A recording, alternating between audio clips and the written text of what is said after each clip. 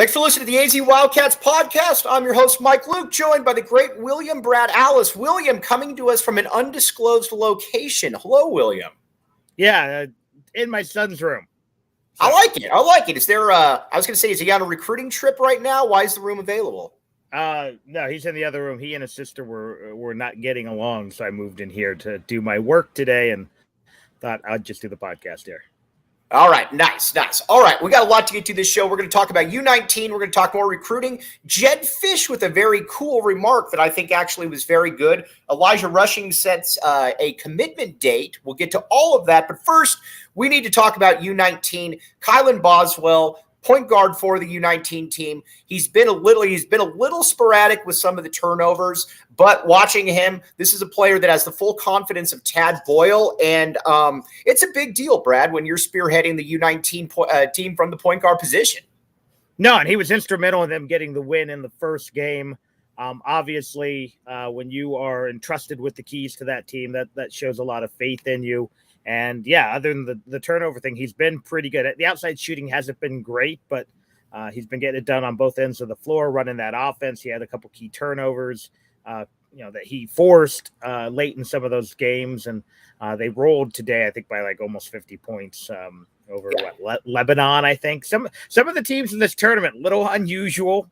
Didn't know Madagascar played basketball. Who is it? Lebanon's in this tournament. A few other teams that you don't think of as being basketball hotbeds, but it's cool to see. Right. Oh, it's very cool to see. Second of all, too, all right, let's talk about Philly B. Philly B, I'm going to give him this. Our guy, Philly B. Philly B got 19 shots up in the previous game in like 3 minutes. He went 6 of 19. Philly B didn't get to play nearly as much today. But you know what? I like that out of Philly B, though, because I want Philly B coming back here confident, ready to pull the trigger right there. That's what it looked like in that first game. The number that astounded me, I think he had 7 assists in the first game. Didn't know Philly B had that aspect to his game. And again, it's hard to tell. It's hard to read. But obviously, there's a reason he was recruited to Arizona. And whether he's ever a major contributor or not, that remains to be seen. But he's got some skills. Again, whether he gets to display that at Arizona or another school or back in Serbia or who knows, but it's not like they just brought in some dude just because he happened to be 6'7". Right. No, they didn't do that at all. And again, that's why I was a little bit impressed. Again, I would love to be wrong. I don't know that I ever see Philly B really contributing here, but I will say that some of the passing was next level right there. He looked pretty good in the pick and roll. And again, you're not bringing in a dude just because he played overseas. Now, granted, Tommy Lloyd's going to be heading overseas, but you don't bring in a guy just because his name is Philly B and he's got a cool nickname and he's from Serbia. Yeah, again, they saw something they liked. He was always a developmental player, and frankly, it seems to be in the current landscape that if you're going to bring in a developmental player, you're better off bringing in a European developmental player because they tend to be more patient and not just try to jump. And again, I don't blame kids for leaving school, but Adama Ball gave it 2 years. Philly B seems intent to give it 2 years when a lot of guys, the minute they're out of the rotation as a freshman, are out of there. Did Marty Barmetlu give it 2 years? I don't remember. He was there a while. Right. Yeah. Okay. Now, Daniel Dillon gave it 4 years. Trust me, we lived Daniel Dillon. We know all about Daniel Dillon. All right, let's talk about some recruiting right there. But Kylan Boswell looks great. Rich Carrillo right there wants tougher players out on the court. Kylan Boswell is what Rich Carrillo is looking for right there. I believe Kylan Boswell greater than Kirk Risa, in my opinion. Now, let's talk Rich a little. Carrillo wants Tony Gonzalez, and not only is he the greatest Kansas City Chief, maybe not, but he was a basketball player as well. If anyone remembers, rugged power forward from the University of California. Absolutely. And our good buddy Kevin Woodman actually coached him at the Boys and Girls Club right there. He doesn't like to talk about it much, but he did. So let's talk a little bit about some recruiting now going forward. I think Tommy Lloyd, and again, it's just me guessing, me surmising. I think Tommy Lloyd if we could pull these highlights up again here, Jacob Franklin, this would be fantastic. Koa Pete first. We talked about this a little bit before, but I love what Tommy Lloyd is doing right now, though. He is finding players that he thinks can play at the University of Arizona, and he is getting to them early. I thought it was a little bit of a mistake kind of holding off and offering a kid that is probably good enough to play at the U of A. You get him in here, you get on them early. I think that can only help, Brad. I like this change in approach. Again, and I wonder how much of this is a change of approach or just how much was the first 2 years just trying to fill out the roster and make sure you have a team and, not identifying guys you loved and maybe didn't just like a lot because you didn't want to scare away guys you already had relationships with. And now I think, it's a slight evolution, but I think it's also just he's got firm footing now as a head coach. He knows what he's doing. He knows what the roster looks like moving forward. And now you can offer a handful of kids that you like. And again, he's not throwing out offers like crazy, like some coaches do, but being selective, but not being so selective that you've only got one or two fallback options. Right. We have Jack Murphy on tomorrow, and he's going to talk a little bit about that. The great Jack Murphy, by the way. They named a baseball stadium in San Diego after him. Very few people know that. Now with Murph, I don't want to tease it right there, but Koa Pete, though, those are the guys that you offer early. You offer as a freshman. He's not Nick Wise in that if he stops growing, he won't be elite. He's still going to always be 6'7", bare minimum right there. And he's going to be, I don't know what kind of pro he's going to be, but we talked about this yesterday. Totally fine with it because I think he's going to abuse players in college. And that's what we're looking for right there, William. Well, also look at the three guys they offered really early in state. Koa Pete's brother played in the NFL. Right. Holmes's brother is a fringe All-American at Dayton, certainly a really good player at Dayton, guy with some pro aspirations. Monty Williams' son is the son of an NBA head coach and a former NBA player. So, at the very least, he's going to work hard enough to get there. So you're giving guys with pedigree. And if you even look further, look at some of the guys who are coming into this program who have dads who played college basketball or cousins who played college basketball. So you're not rolling the dice on and no offense to Nick Wise, on a guy who, and if you ever met his dad was built like a linebacker too. Greg Wise. The brother, Dondre, was bigger, but still they were all built the same way. They weren't built necessarily like basketball players. So when Nick quit growing, it capped kind of what he could be. And he was still a serviceable to pretty good player at Arizona, but might have scared away some other guys. But you get Koa Pete in here, you get, Holmes in here, you get some of those guys in here. At the very least, you got guys who certainly appear to be rotational players, if not stars. And right now, again, I think there's some good money on Koa Pete. Maybe not playing in the NBA. Maybe he does, but certainly being a guy who can be an all Pac-12 type player. And what I like seeing, too, is players like that go to the U-19 games or the U-17, whatever it is with him. And you always hear about him dominating right there. Because in college, or in high school, it can get kind of repetitive right there. I mean, you've scouted some of the best players this world's ever seen. And, just talk about it a little bit where guys can get a little bit bored when you're going against Mike Luke and Brad Allis out there. No, I mean, it's better than it was, but you're playing regular basketball in Phoenix. You're not playing at Compass or one of those. Right. Yeah. I mean, you're playing a bunch of guys who are good athletes, good basketball players, but it's not like when you're playing in these, elite AAU tournaments. It's not like when you're playing in these prep school tournaments where everyone's a college player. There are going to be those nights, and I'm just going to, where you go down and play South Mountain and their center is 6'2". Right. It's going to happen. And you're a 6'7" wing. There are nights when, and again, most of these schools schedule better, but, you don't know who's in your league. Even if you want to go locally, we all know Matt Korchak, fringe D1 player, played at Arizona, dominated in Tucson. Right. Aaron Anderson, who we both know, who played. We both know Aaron Anderson, who played at Kennesaw State. And let me ask you this real quickly: Aaron Anderson or Philly B, who reaches a higher apex?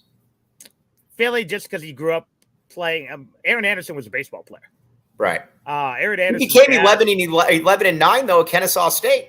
and played several years in Europe. Yeah, granted, he Mhm. played in Portugal's B League and Sweden and carved out a really nice living. And again, Right. great kid, but he was probably a better baseball player, but loved basketball better and did that. So, but again, Aaron Anderson was like an 18 and 8 guy in Tucson, Right. because he was, again, there were games where he was going up against literally a 6'1" center, so again, that can affect these guys, and that's why, for the most part, coaches don't scout high school games, and that's true of baseball, that's true of softball, that's true of volleyball.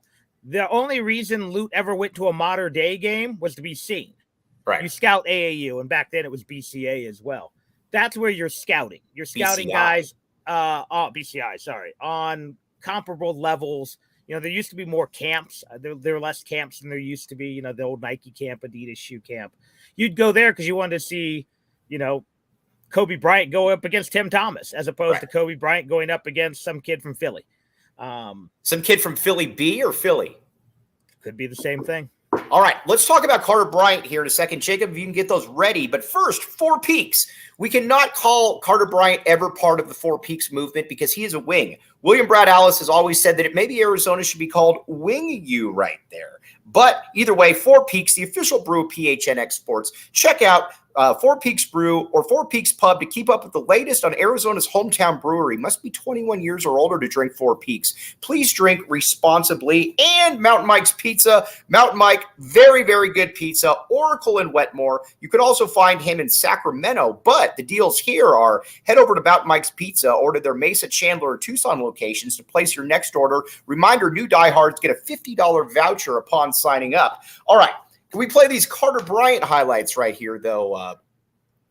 When you watch what Carter Bryant was able to do in this at the Section 7, you were reminded why he's a top 5 to 10 player in the country. Everything just came very easy for him, Brad. You watch this right here. The passing was next level. He was able to get to where he wanted to on the court. His body was made to play basketball.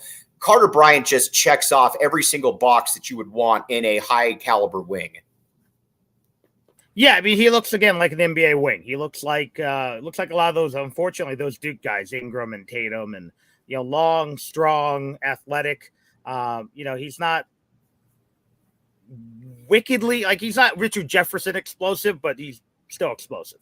I mean, he's definitely got an NBA game, an NBA body, and NBA athleticism. So, yeah, there's a reason he was a 5-star. There's a reason he was coveted by so many programs, and I think we have an ASU troll in here. I'm not sure, but I will say this. 1 o'clock on a Tuesday, and you are all talking about this. We are talking about this because we actually have good players that come to the University of Arizona, unlike you.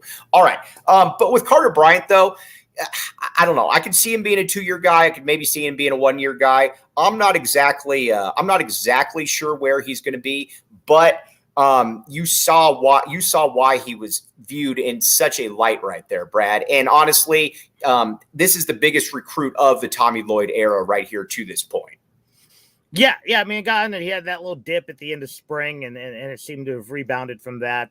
He comes in, he's at a position of need, as Arizona doesn't have that explosive wing. So, I think you could argue maybe Kylan Boswell just as important, but certainly, a big time player that the Arizona has gotten, and came at an important time when people were worried about Arizona's recruiting. All right, now speaking of another guy, Jamari Phillips. We have these courtesy of his father right here. Thank you, Mr. Phillips. But Jamari Phillips right here. I think that this is the player this is what a top 10 to 15 player in the country is supposed to look like, especially in this day and age. You watch it. He's hitting threes. He's finishing at the basket. He's getting pull-ups as well. This is, I don't know that he's going to start from day one, but Brad, he has every bit the look of a player that's also going to average double figures in his first year at the U of A. I'm not sure how long he'll be here, but this was a real steal for Tommy Lloyd getting him when he got him. He's kind of that quintessential wing 2 guard. I mean, can put it on the floor, has the jump shot, some long, arms and length on the defensive end.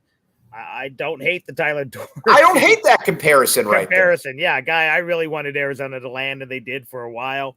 But yeah, he's that type of player. Just, kind of a pure 2 guard. a scorer. Right. Oh, by the way, not that he doesn't play defense and not that he won't pass, but yeah, just a nice, well-rounded player. A nice, well-rounded player. And I think what also has impressed a lot of people as well is that he has gotten to that next level to where he is at. I think there were some questions. There shouldn't have been, but I think there were some questions about his athleticism. You can tell by these highlights that he can get about where he can get to where he wants to on the court at pretty much any time right there. And that's what I think is that's what you need at that shooting guard position. Can you get to where you need to on the court? Can you finish? And he can do all of that, Brad. Yeah, again, he's not that Richard Jefferson, Reggie Geary type athlete, but he doesn't need to be. Right. He's a above average to very good athlete. Obviously, you saw those clips. The kid is physically mature. He's not a string being out there, which is good when you are a guy who wants to get in the lane and do some damage. Obviously, has a nice stroke. Obviously, a willing defender. So yeah, again, there's a reason he is now flirting with, if not has been given the 5 stars, and he's another big pickup. I don't hate that Tyler Dorsey comparison right there, Jesse. I think that's actually a very good comparison right there. I think that Jamari probably has a little bit higher upside than Tyler Dorsey, but Tyler Dorsey, we got to remember, Tyler Dorsey in college was an absolute killer. Yeah, absolutely. And again, he's a guy he played a little bit in the NBA. He's played for the Greek national team. He's carved out a nice career over there. And I want to throw out, I know this might be confusing for ASU fans. You know, June and July is basketball recruiting season. That's when basketball recruiting's at its hotbed. Even Bobby Hurley knows this. He's out there. He was in Glendale all weekend. So yeah, you might think it's silly, and I get that. It's hard to know what big boy basketball is. But in July, guess what they're talking about in Kentucky right now? It's not who's replacing Will Levis. Guess what they're talking about in Carolina? It's not Mac Brown. So this is what big boy basketball programs talk about in July. They talk about 5-star recruits, not transfers from Nevada. Correct. And Brad, we're going to get to Dillingham and maybe copying a little bit of the Jedd Fisch template right there. Also, KB Thiel says, I like how UCLA fans act like they didn't want Bryant or Phillips. You want both of those guys right there. These are easy players you want. They aren't Mick Cronin guys. They are Arizona guys right there. And I wanted guys UCLA had, and has since lost. But I wanted the guys who turned pro. I would have taken Jaime Jaquez in a heartbeat. So that whole thing is silly, and I think in some ways it's a product of their message boards and those guys who run those message boards. I used to work with them when I was with the old Scout and the old 24/7. So whenever they don't get a guy, we didn't want him anyways. And when they get Brad, a guy, by the way. Pro. Philly B or Joe McClain? Can Philly B reach Joe McClain's senior upside? I don't know. I haven't seen it yet. And again, I may be harder on Joe McClain than anyone, but he wasn't good for 3 years. What's there to be hard about? Right now, Joe McClain as a freshman was better than Philly B as a freshman. All right, that's fair. That's fair enough to say. Now, with the rest of this, though, we've talked about it quite a bit all week. But again, I like where Arizona is at with their recruiting right now. Now, as far as the roster goes, I heard a very good comparison about why you bring in a Caleb Love. And I'll ask Murph about this tomorrow. You bring in a Caleb Love, though, because I think with this Arizona roster, before he got there, I think it was a very good roster. I also don't believe that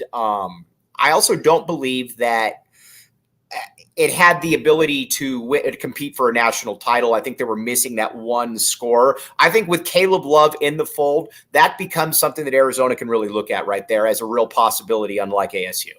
No, it was a high risk, high reward move. It could implode on Arizona, but yeah, they needed a proven scorer, and that's what they get. We think Kylan Boswell can be that guy. We don't know it yet. We like Bradley, but we don't know it yet. We like the young European guys, but we don't know. Obviously Kashad Johnson's limited as an offensive threat.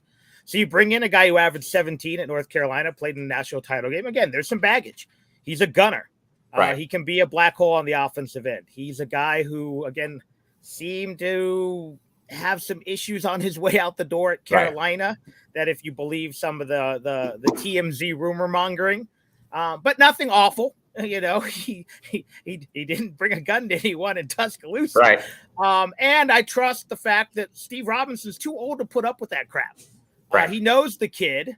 He recruited him. He's their lead recruiter. He knows. He recruited him, and if the kid had issues, he wouldn't have vouched for him. So, again, could he be a guy who ends up going 2 for 14 and not stopping shooting in a key game and Arizona loses in the tournament because of it? Absolutely. Could he also hit a big-time 3 to send Coach K home? He's already done it.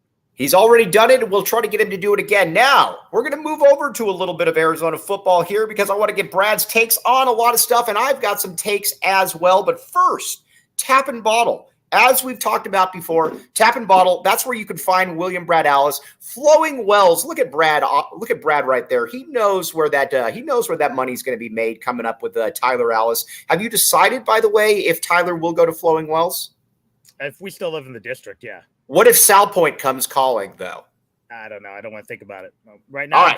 Right now, I'm focused on Flowing Wells Little League. We got a big game tonight against Western, and they're 6'2", 13-year-olds with a chance to play for the 50-70 championship tomorrow.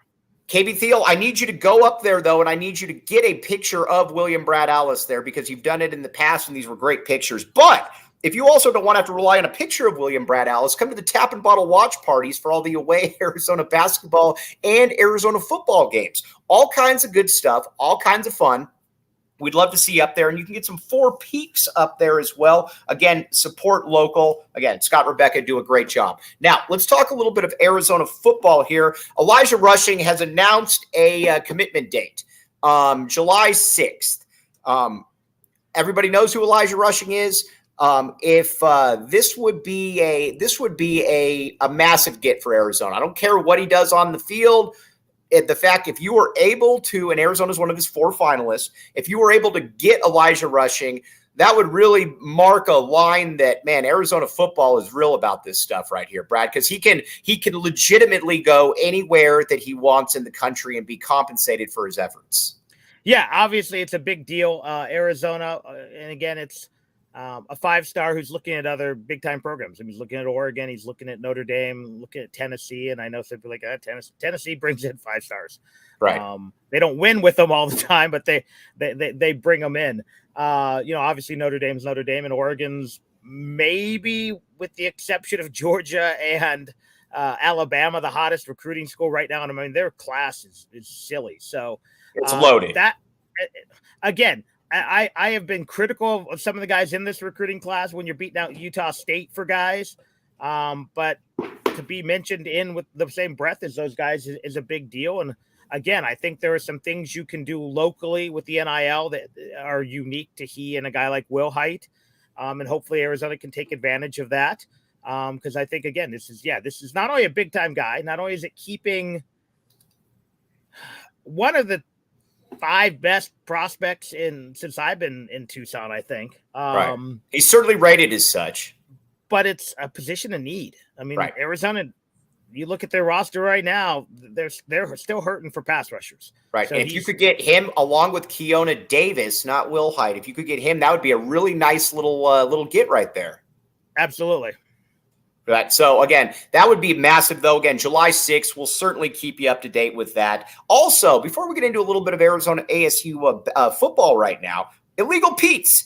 Kick off your week with Margarita Monday at Illegal Pete's. Exclusive to Arizona locations, $3 margs all day Monday. Nothing brightens up that Monday mood more than soaking up the sun with a few margaritas. And don't forget about Taco Tuesdays. $2 tacos all day Tuesday. Enjoy your favorite chicken, pork, veggie tacos for just $2. So swing by and start your week off right at Illegal Pete's.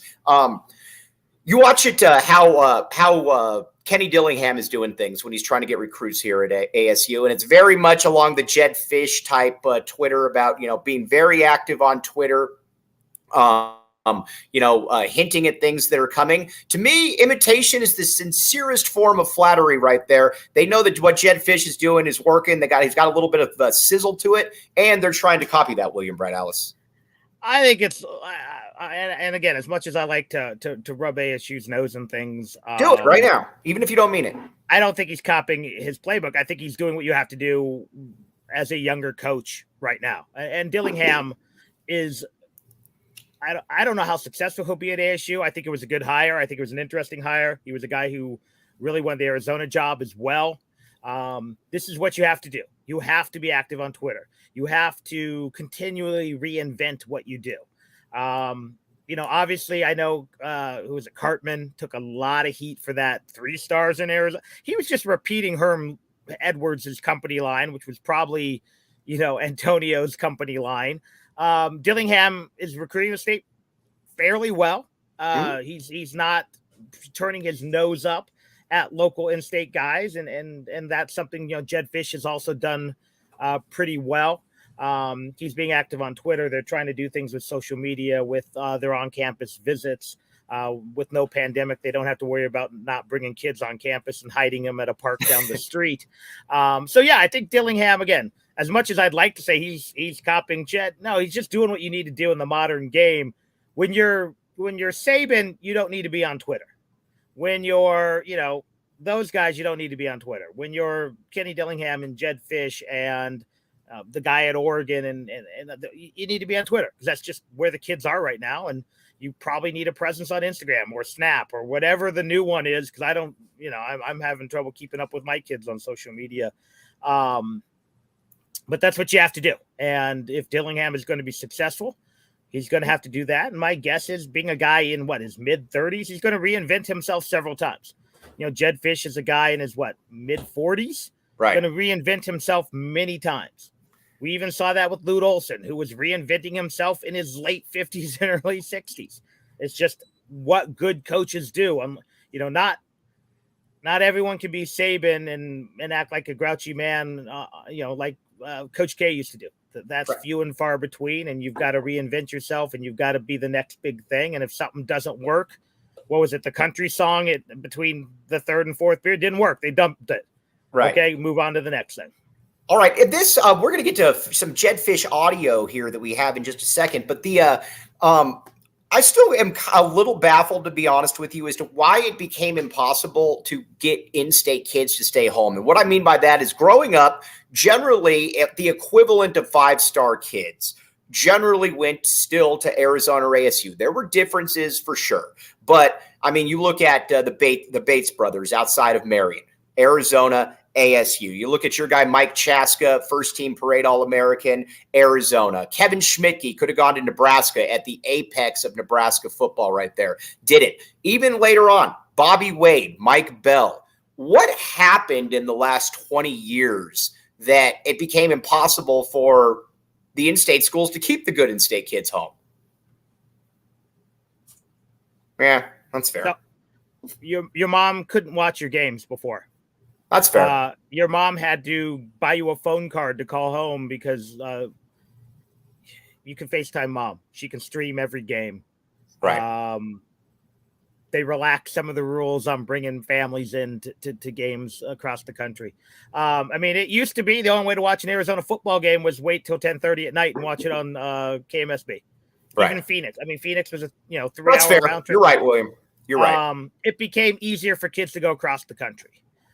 So now your new advantage is NIL, because if I own a car dealership and Elijah Rushing commits in a week and a half, guess who I can start promoting my car dealership in December?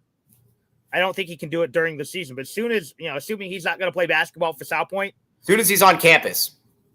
Like that summer, he could be my NIL guy, and I can spend 6 months hyping him up. The kid can do it, but everyone in Tucson knew who Kadeem Carey was before he got to Arizona. Right. Kadeem in the NIL age would have made a lot of money. Exactly. So that's let's talk about the NIL right here. Oh, Benny and Art Malone, who played at ASU. My dad brings them up all the time, Tony Clifton. I do like that, the Malone brothers. All right. Let's hear from Jedd Fisch right here about how they sell the NIL and about being the big fish in the small pond. I like this very much. The really interesting thing when I think about Arizona is the challenges and the strengths that come with where you're located, right? You have an amazing recruiting base with some of the best skill position players in the country out here. You got some, Arizona's become like quarterback capital. You got tons of big-time recruits, but you're also competing with everyone coming here to recruit because a lot of the transient families. What's the recruiting strategy on, one, keeping kids home in Arizona, and also having to compete with Michigan and Penn State and USC? All these schools come here to recruit now. Yeah, well, I think it's twofold, right? The first thing is assistant coaches like to go on vacation in Arizona. So everybody wants to recruit Arizona, right? I mean, if you're from the Northeast or the Midwest and you're out in winter recruiting, where else do you want to go for a few days, right? So now everybody knows our secrets. They all know that we got some really good players in the state.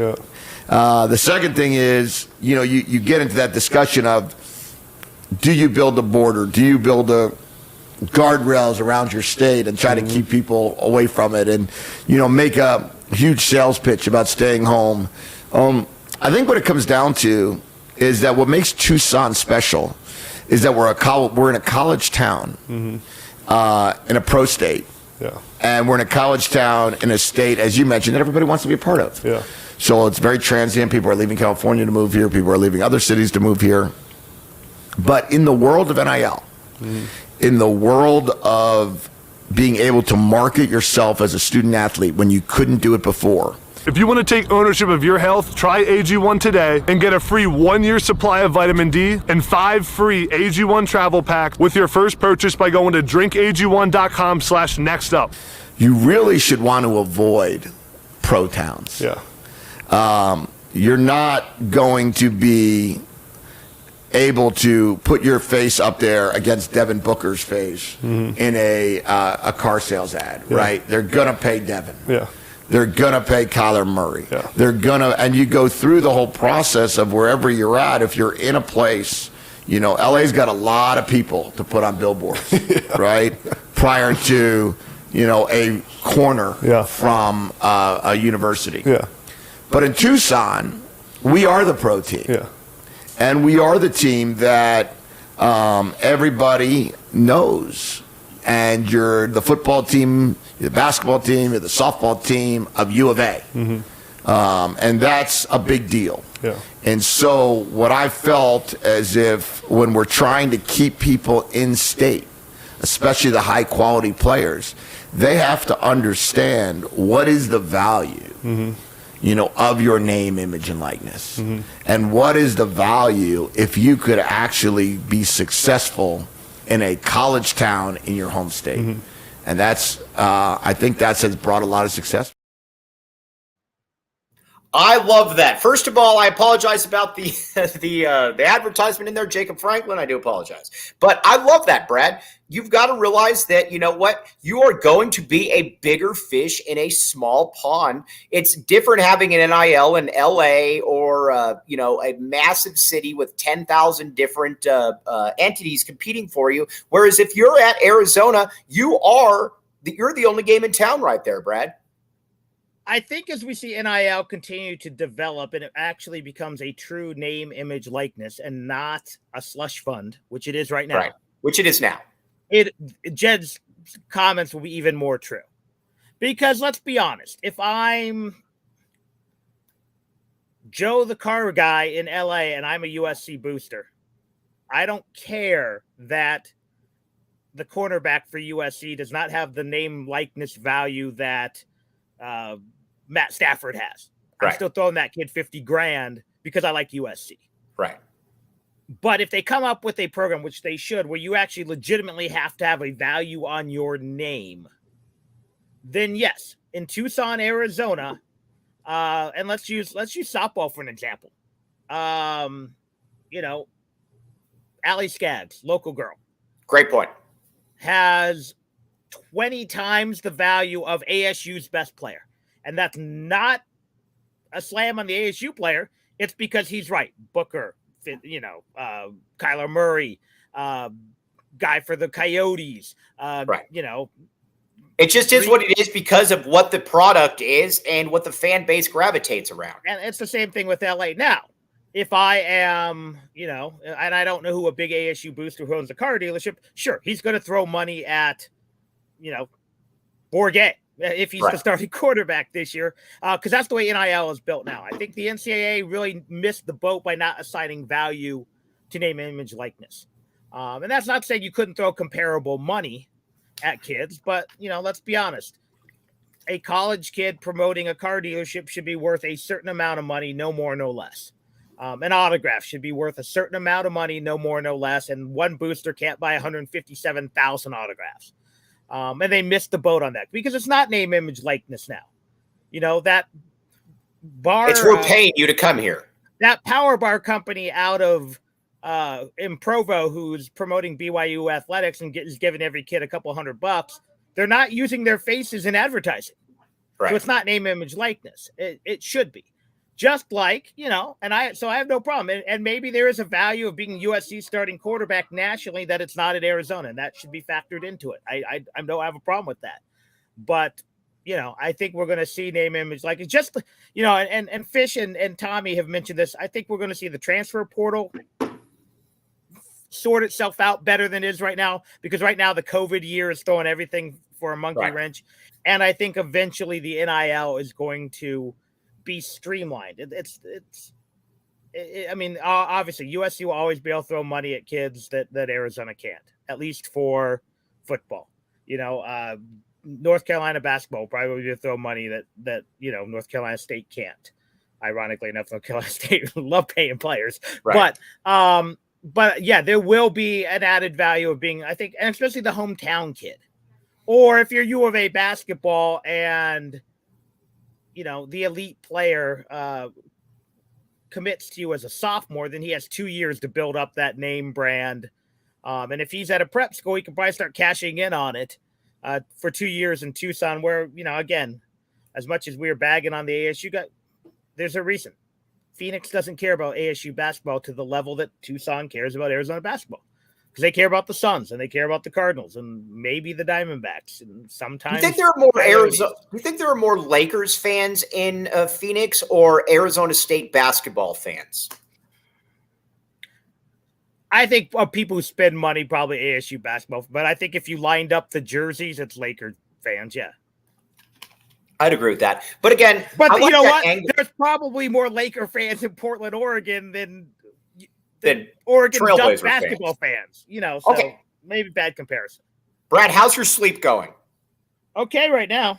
All right. Now, but again, it could always be better. Flavoring your life, OG's Brands. Here's the deal. Flavoring life is what OG's Brands is all about, and they make it easy with their wide range of flavors and functions. No matter what you need, OG's has a gummy for it. Check out OG's online at ogsbrands.com and on Instagram at OG's Brands. You can also find their products at your local dispensary. You must be 21 years up and enjoy responsibly, and Octane Raceway. Let's say you're like William Brad Allis and you got a lot of the kids running around.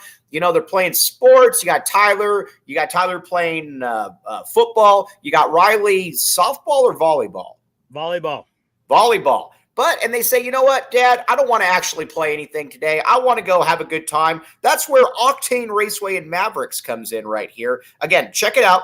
Book some fun this spring at Octane Raceway and Mavericks. Kart racing, virtual reality, laser tag, axe throwing, bowling, arcade, great food and drinks, tons of different events throughout the summer. Check out octaneraceway.com and mavericks.com to learn more. All right.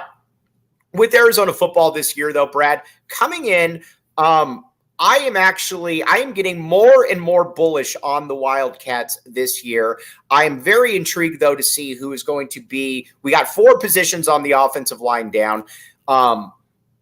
It's been a long time since you've been able to look on the offensive line and say that there's multiple NFL players. There's multiple lock NFL players. I'm curious to see now, though, the next step for me with Jedd Fisch is building some of that depth, which I think he's going to be able to do. I was talking about it yesterday. I think Kylan Gonzalez is going to be an interesting case because he is kind of the epitome of, I think, what they're looking for, in that we don't really care too much about ratings here. I get that gets people in trouble, but he's a huge dude. Him and Polito coming in.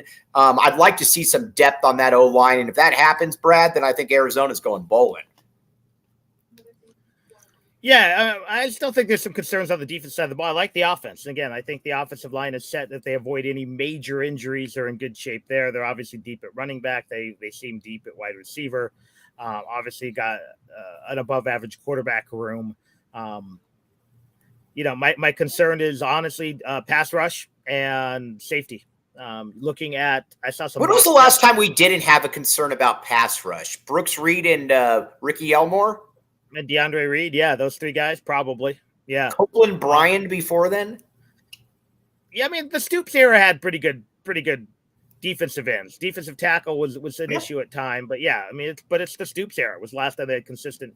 Obviously, Kylan Wilbon had that one good year and then disappeared. Scooby was awesome for about a year and a half. Yeah, obviously injuries derailed that, but I think it was at Pandy who had some big sack numbers, or Fields, one of those two guys. But then obviously COVID. So, but yeah, no, you need consistent pass rush. Again, the safeties are there's some promise there, but it's a little thin. But I love the depth of the two interior defensive positions is really deep.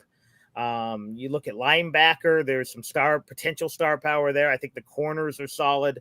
But again, yeah, if you can't put pressure on the quarterback, it doesn't matter. So I think, yeah, if some things click into place and some things work, then I think you've got a very good chance at having an above average football team. And the defense just has to be okay, because I think the offense is going to be really good. All right, Brad, before we sign off, by the way, great comments from everybody. B-Cat, from your mouth to God's ears, or from God's mouth to your ears? What is the phraseology here? I think from God's mouth. Yeah, I don't know. Yeah, God's mouth to your ears. Yes, Four Peaks NIL has to happen. We need to get this movement going. Let's get this going. But William, do you have any podcasts coming out? Yeah, I've got one recorded. Just had to do some final edits, and it'll be up today. It's a film. It's a new thing I'm doing. It's called Review and Review. It's a brief 5-6 minute film review of one of the football prospects, and then a review of something else. And this one happens to be Metallica's newest album. We may even get a Tyler Allis burger review, as he is the Burger King of our house. My daughter Riley is ready. He's the Burger King. He's the Burger King. I need that NIL money. But so yeah, that should be up this afternoon, and then we'll see. We are in the slog of All-Star baseball. We are going to play our 4th game in 4 days in 100 plus degree heat. If we win tonight, we make the championship series and gotta upset a team twice to advance to Nogales. But exciting times. Yeah. All right, Brad. For Brad Allis, I'm Mike Luke. Jacob Franklin behind the scenes. Jacob, I do apologize about that. We'll be back with you tomorrow, though. We have a very, very special guest, Jack Murphy, coming on the show to talk some Arizona basketball. But for William Brad Allis, I'm Mike Luke. Jacob Franklin behind the scenes. We will talk with you tomorrow, 12:30. Be here.